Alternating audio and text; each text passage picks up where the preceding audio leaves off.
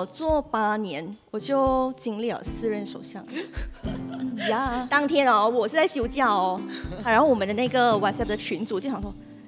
要换政府哦。然后当时我想什么换政府哦？你的那个你没有概念会发生这样的事情，没有，因为从来没有发生过。Hello， 欢迎收看《比比来三嘛》，我是莹莹。今天我发现了我们的嘉宾是个美女，而且很熟，是不是这个美女？认得到她吗？她是谁？来，3、2、1，是不会有人回应我的。我们这一次呢，邀请到百格主播，我们有嘉炫。Hello， 莹莹，我今天是来见偶像的。偶像不？真的，我从小听你的节目，没有，这是真的。我从你就是在988，然后去了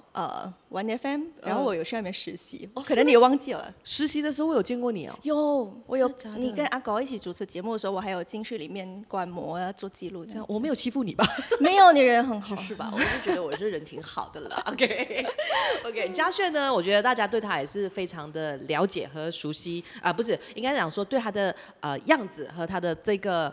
人这个形象是非常熟悉。可是大部分时候呢，他都是在做着一些新闻的内容，因为他是在百格里面的唯一。算是吗？你是唯一的主播吗？不是，我们有3个有报新闻的。对不起，我只没有啦，我也没有一直在 follow 啦，这样子。就是还有另外2个也是有负责报新闻。可是其实我的工作内容不只是报新闻还有包括什么？因为我觉得今天呢，我们要来聊的时候，最主要我们想要找嘉炫来呢是。讲媒体这件事情，因为以前的人处理新闻的话，我们都是用文字嘛，然后或者是电台啊，或者是电视新闻主播。可是呢，嘉炫是我觉得在新媒体主播里面呢，是做得非常的就是亮眼的，成绩非常的亮眼，很多人关注到。然后是百格这个平台，不是我。对，但是还好，你也是要在里面有实力，你才可以被看见嘛。紧张了，我害羞。OK， 好，所以我们今天想说，不然我们就来聊一聊关于就是在处理这个新闻的部分，尤其是马来西亚，你知道啦，就是所以你觉得我们动荡吗？政治很动荡，非常动荡。因为我做8年，我就经历了4任首相。对啊。就以后你老的时候，你可以跟你的可以去锤一下。对。可是其实在，你正式入行之前，你觉得你是有在关注马来西亚的政治或者是一些局势的吗？其实，在踏入新闻领域之前。是有看新闻不过以前呢，小时候通常比较多是看娱乐看副刊比较软性新闻比较多。是正式踏入新闻领域之后，才比较更深入的去了解政治这一块。不过因为我本身是读中文媒体新闻系的，所以我接触新闻，我觉得没有很陌生。就一踏进去那个工作的时候。对我来讲还 OK， 因为我们老师都是业界里面的，所以你是什么学校？犹大拉曼大学，然后里面的老师他们都是业界的，曾经是记者所以他很常会跟我们分享他们的工作经历，然后他们布置的功课，其实我觉得相对也是蛮 update 的啦。我们那个时候，我那个年代其实已经有所谓新媒体。传统媒体这样子，其实我们都已经知道。然后是我毕业，然后去 interview 过后，我就直接进入所谓的新媒体。虽然百格是在新洲旗下啦，不过我觉得我们比较把自己归类为新媒体比较多。可是你讲说你的那个科系是叫什么？你的科系中文媒体新闻系。可是听起来就很硬啊！你为什么你会选择这个科系？我觉得，就如果说是我们这种，我以前也是这样子的，我也是看那种什么生活副刊看那种很 juicy 的东西就是一去到那种政治就是完全冷感可是因为我的科系是我去台湾念书嘛，然后我的科系是世新大学的广电系，就是广播电视电影，所以它其实看起来好像有制作电视、制作广播比较有趣。然后我本科是广播嘛，然后就没有像你的科系这么专，对吗？对，你的科系一看起来就是好硬哦。没有，我觉得我是被中文媒体这个字给骗进去的。为什么？你那时候的解读中文媒体是怎么样？因为那个时候其实我本身是想要读广播 broadcasting， 可是我就有发现到拉曼大学有开一个新的科系，我就想说，中文媒体然后我以后也是想要往就是可能比较中文媒体这一块去，然后我就把后面的新闻给忽略掉，你只看到这个重点的 highlight 那个前面，然后就进去念。可是其实我也没有抗拒，然后整个的课纲那些，其实我觉得也挺有趣的，因为我们在念书的时候，其实也是有接触所谓的新闻学的摄影然后拍影片呐、可是那个影片还是比较 focus on 就是新闻这一块的，就是需要去采访我们在读书的时候都有接触过的，只是正式工作过后。你就会觉得哇，你的哇是什么？就是那个视野变得很广。就以前可能想法真的很简单，可是你真正投入去工作过后，每一次的采访对我来讲都是很大的挑战。虽然我们已经知道说那个流程是怎么样，你去到那边可能你要做然后最后时候是这样，可是就很多突发的情况你要自己去handle。就是因为我为什么会想说这次要找你来聊这个东西，是因为我发现其实如果不是因为我们是读传播的，可能一般的普罗大众他们很难去理解，就是一个事件的发生到最后怎么会透过不同的管道，然后再可能呈现出来在就是报纸上也好广播上也好或者是 social media 上面有正规的还非正规的内容农场这样子。其实我在做荧光笔的过程当中，因为我们很需要找资源嘛，因为我们需要用到整个团队，然后我去跟那些人去 pitch 这个东西的时候，我发现我告诉他们这些痛点不是每个人都可以理解，然后就想说 OK 好，那我们今天就找嘉轩来直接其中一个做就是媒体人一起来用聊的方式来聊，让大家可以更加的明白，尤其是因为你的那一个就是看的 view 也很高，你们的百格也是做的非常非常的那个基数也是很高。像目前我们看到的话，就是如果说是在线上媒体的部分，百格的那个粉丝是334K。FB 的部分，你们有几个 platform 会看到？就是在 YouTube 也会看到。有 YouTube、FB、TikTok、小红书。最强的哪一个？FB 目前的追踪人数应该是最所有平台里面最高的。目前我们看到的话，就是如果我们在看 competitor 啦，就是竞争对手，中国报的 FB 是170千，然后东方日报是70千，然后南洋是23千，然后当然可能最强的就是当今大嘛，他们是2个 million 这样子。2个 million 应该是它的YouTube 的部分是YouTube 的部分。So 其实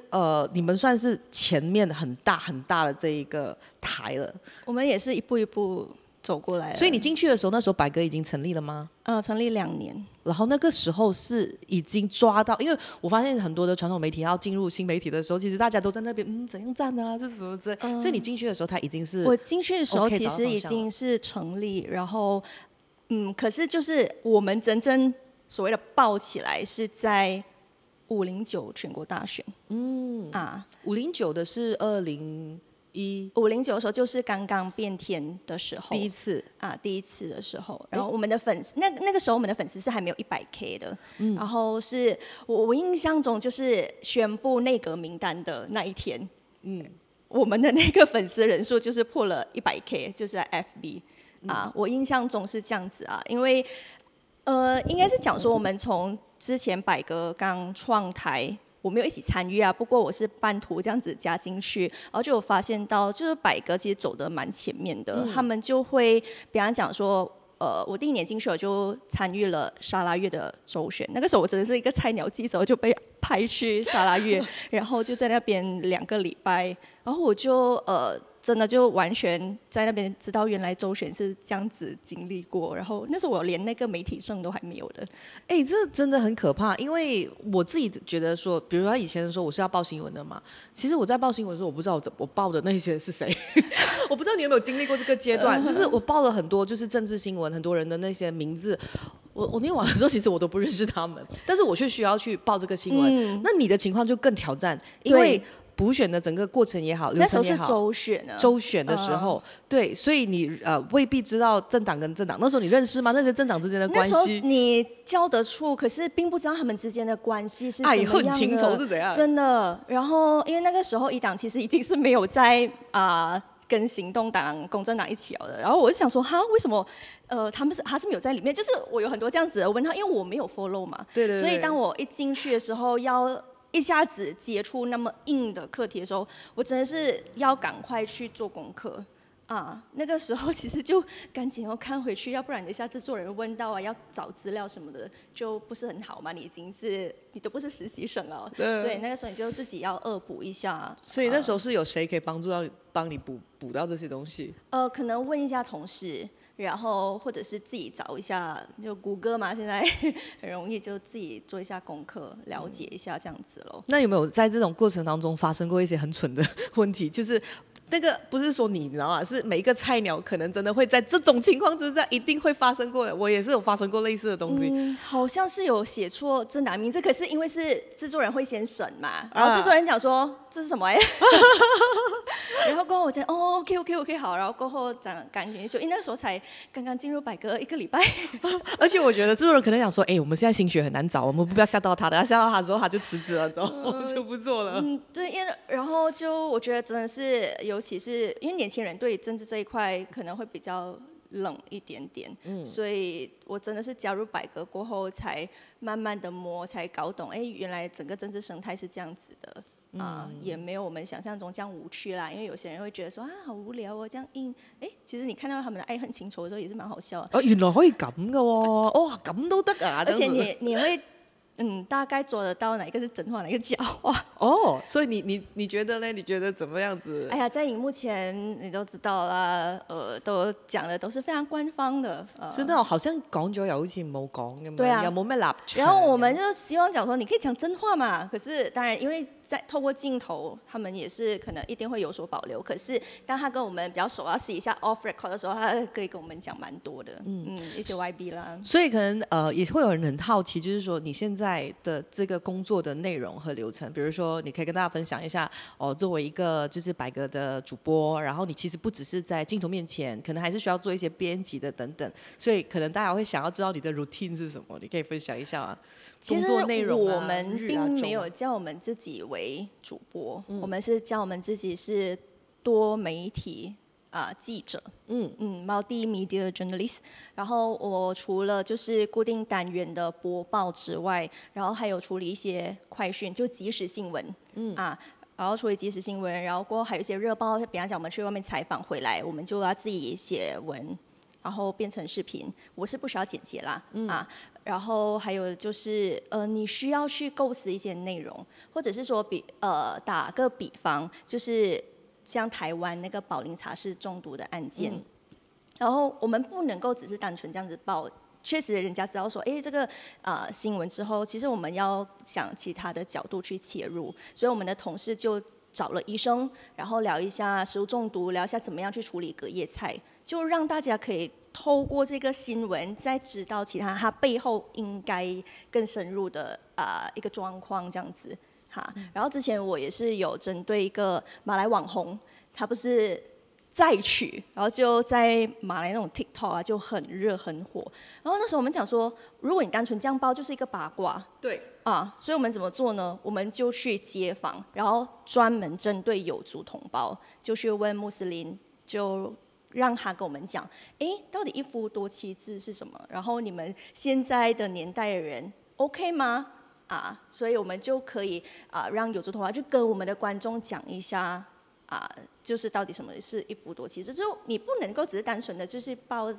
這個新聞這樣子，我覺得它可以有更多不同的層面去處理啊。因為其實如果說是傳統媒體的話，比如說我們講報紙那些的話，以前的時候我們是報道事件。就是廣而告之，就是跟大家講說在哪裡哪裡發生車禍，然後哪裡哪裡有人受影響，然後哪裡誰死了，還是哪裡誰升官了這樣子，我們只是需要講這件事情。可是當他去到多媒體的這一個就是環境的時候，他就需要 content。所以你剛剛講的其實就是 content， 我要怎麼樣子變成事件以外的節目，順便跟大家講教育一下大眾，對，然後把一些現在的情況跟大家說。最近不是那個 EPF 第三戶口的也是一樣，因為大家有太多的疑惑跟疑問，然後我們的私信或者是我們的那個貼文，我們會處理即時新聞，講說現在增設了第三戶口，你跟大家講了下面一堆問題，看不懂，大家還是看不懂。對，所以我們就用比較簡單的方式 Q&A 的方式，一題一題的去跟大家理清楚。我們有出懶人包，然後我們也有出就是視頻的那種解答。所以我覺得這個是新媒體現在正在做的，而且如果你要相較傳統媒體的話，因為他們可能是有所謂截稿的時間，所以大家看到的時候可能是晚上所以我們的話可以更快一點點所以你覺得最大的挑戰是什麼？就是說做新媒體的什么多媒体记者，就是最大的挑战是什么？像今天要接受专访，有没有？你有经常接受专访？我没有，我就是没有经常，我每次都是采访比较多，所以对我来讲也是挑战啊。就会挑战，你怕你不小心讲到一些真话，或者是得罪人吗？没有，因为平时都是访人家嘛，自己不用讲那么多。你访的时候你就抛一个问题，那个人就一直讲，然后现在换就是我要一直讲，我有点不习惯呐。不过除了你讲到真正的挑战的话。就像我刚才讲，每一次的采访对我来讲都是挑战来的。你目前遇到一个就是可能最吓到你的突发情况是什么？最吓到我的突发情况啊！那个喜来登政变的时候，当时你在现场？当天我是在休假我当时在休假，然后我们的那个 WhatsApp 的群组就想说，要换政府然后当时我想什么换政府就是你的那个你没有概念会发生这样的事情，没有，因为从来没有发生过，然后。就被 call back 回去，然后我就去了梧桐大厦，然后在那边等等消息然后就想说到底，然后而且那个时候好像是1个礼拜，可对我们讲好漫长因为我们就想说到底最后的时候会是一个怎么样的变化，会维持是蹲马，还是会有新的黑马出来？是啊，最后有一个黑马，是我们完全没有想象到的当下是这样子，然后过后就一直蹲守在国家王宫。那个时候就是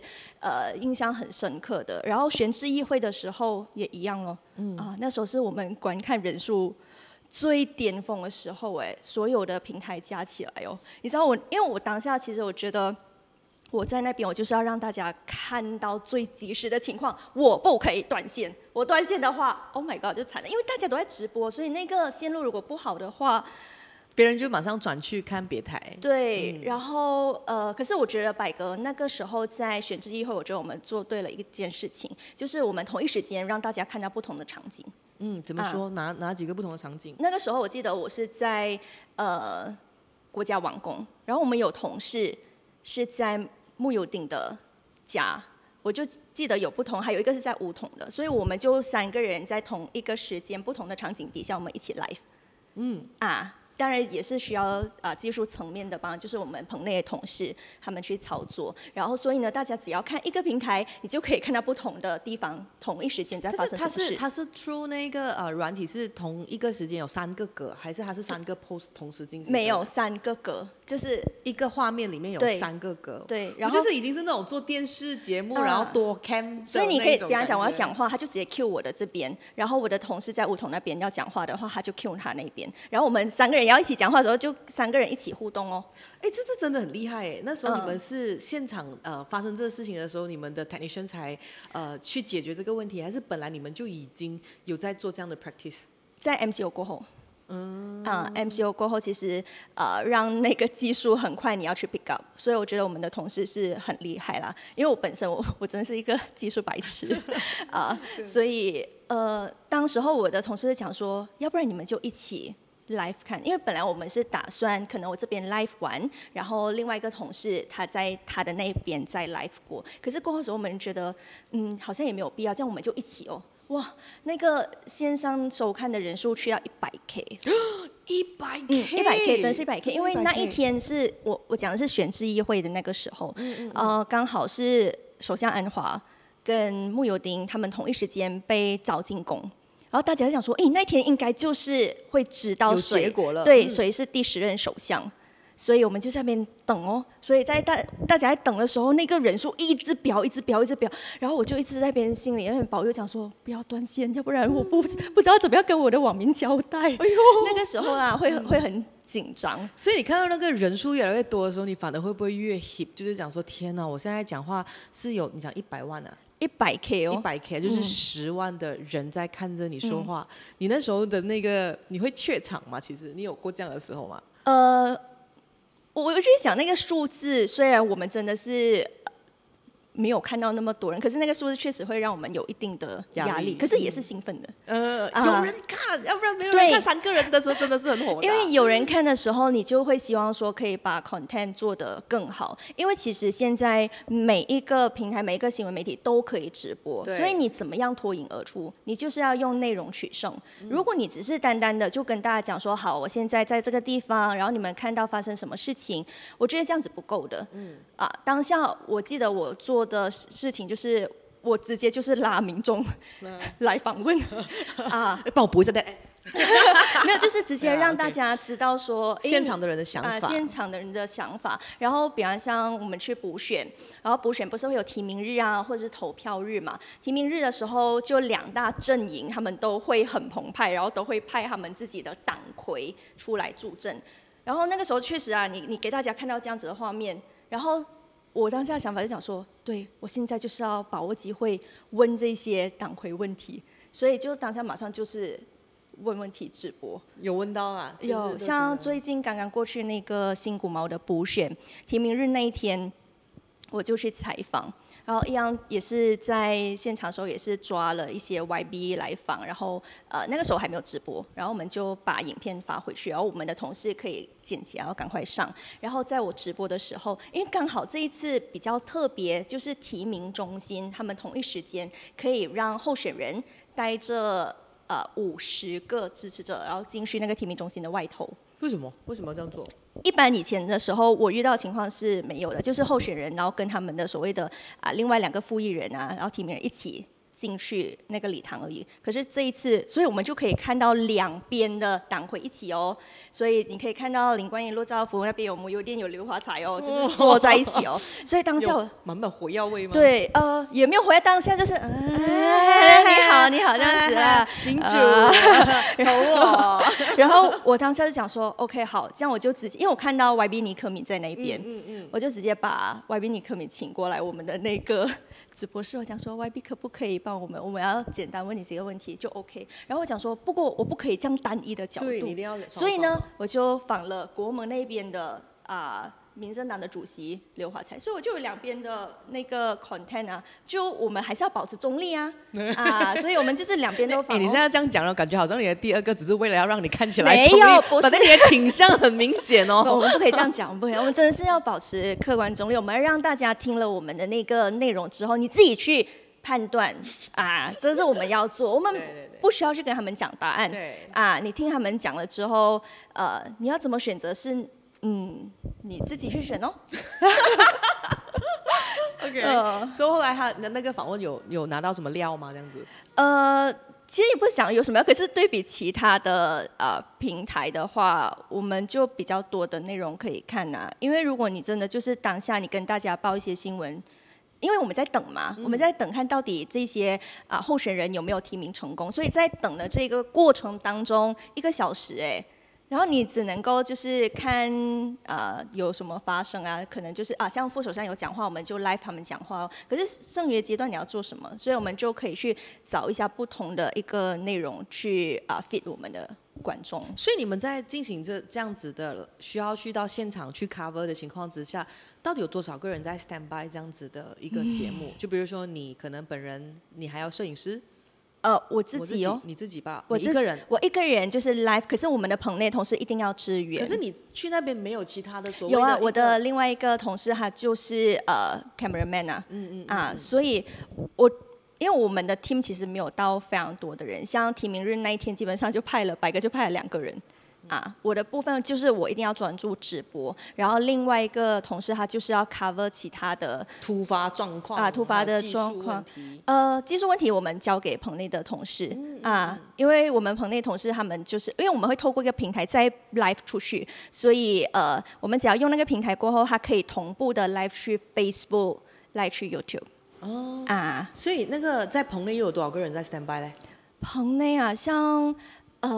那一天投票日全员出动，全员是多少个人？10多个，因为他们有一些还要负责就是即时新闻，他们要上图然后有一些要马上剪我们拍回去的影片你们剪接的人就有多少个？哇，剪接等一下让我数一下，因为那天派去我讲新古毛的投票日派出去的有4位，就是在采访的现场的，然后剪接的部分四个吧，4个，然后还有制作人然后还有另外一个棚内的主持人也会跟我一起在 live。所以其实真的是一个蛮庞大的一个 team， 虽然说不是说真的很大，但是其实我觉得你们可能已经是很专业的分工，然后呢，用最快的方式就是把新闻做出去。我觉得这是你们成功的其中一个非常重要的原因。可是如果你在里面8年嘛，你说你是已经8年很快哦，你看起来还像是一个很 fresh grad 的人，但是你已经有8年的经验了。那你有没有经历过，就是你们其实曾经不懂怎样做，好像也不是很对，然后不知道抓不太到自己作为一个新媒体的一个方式和立场，有经历过吗？还是你进去的时候已经是 OK 了？我觉得我们到现在还是慢慢的在调整，调整，因为大家可能对于百个他们讲说，你们只有州选的时候才出来吧？其实你们一直都有出来，对，其实我一直都有在。可是因为大家对我们印象是这样子，所以我们其实还有做着其他不同的内容的，比如说这样厉害，你之前有看过的，就是那个纸扎的一个印尼的女生，就是它是属于专题，算是，就是我们有不同的单元，像我们也是有医疗的单元。然后我们也是当然我们有时候去外面采访的时候，都是比较大事件的时候，我们会派人去。可是其他的一些社会新闻比较重大、比较关注，其实我们也是会派人去的。而且除了这些之外，我们自己也是要去想 content， 然后要去敲嘉宾所以我们其实每一天我们都是在生产内容的。只是大家可能觉得说，我们直播这一块好像比较有印象因为它是刚好切中那个资讯的需求嘛。当时候这种需要去到什么选举投票的时候，或者是大事件的时候，大家真的就关注。但是大家平时也是可以看的啦。对，因为其实我们是有想要给大家看到不同，像这一次补选就好了，我们就不想要把内容做到那么的硬。除了提名日，然后投票日我们需要去采访之外，我们就在那边想，我们到底要怎么样让大家可以知道说，其实这个地方你认不认识？所以我们就想了一个企划，应该是2个，一个的话就是让00后去了解这个新古毛的吃喝玩乐的地方，然后我的部分就找了老中青古毛人去谈一下他们对这片土地的爱是怎么样的，所以就让大家在补选的一个环境里头去更认识这个地方啦。我觉得这些所谓的那种 sub content 是可以去做的，你不用把 content 做到很硬的嘛。对，其实我觉得那个挑战就是你到底怎么样子把 content 做到不硬。其实这才是难的，只是大家都在找。就比如说荧光笔，其实也是嘛。我们在讨论的东西，其实讲真还蛮沉重的，有的时候就是很 heavy 可是也是在找，有什么样子的一个方法可以让它比较容易入耳，听得进去，然后不要抗拒先，因为每人的大脑就是偷懒的，就是你一旦觉得那个事情很复杂，或者是要想很多，你可能就会不想要去听这样子。所以我们就会用比较轻松的方式去帮你做解答。有候选人的就是团队。这是什么？给钱啊？请假。